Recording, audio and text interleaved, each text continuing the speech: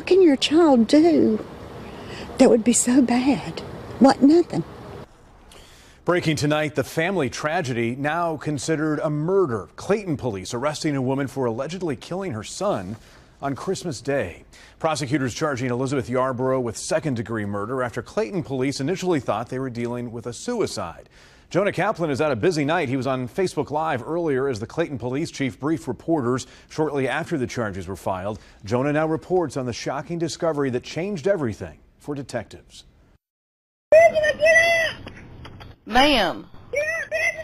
Her frantic cries left little doubt there was an emergency. And when Elizabeth Yarborough first dialed 911, she tried to tell first responders that whatever happened, it wasn't her fault. Are you sure that he's been shot? It looks like he has.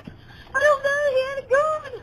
Please, somebody help me. Investigators confirming 32-year-old James Benjamin Yarborough did have a gun because he had a concealed carry license.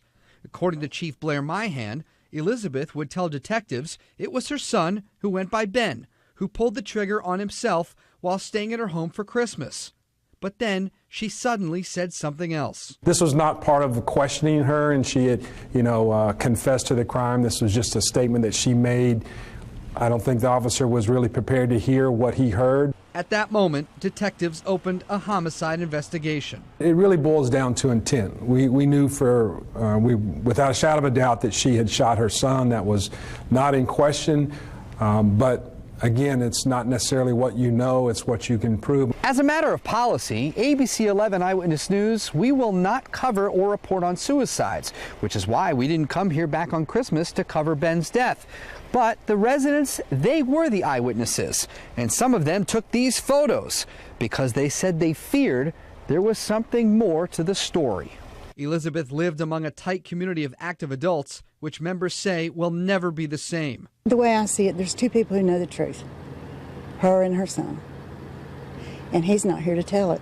What Underwood does know is that she's a mother too, and tonight she's calling her kids to tell them she loves them. Oh, I just want to hold my son right now. Honestly, I cannot fathom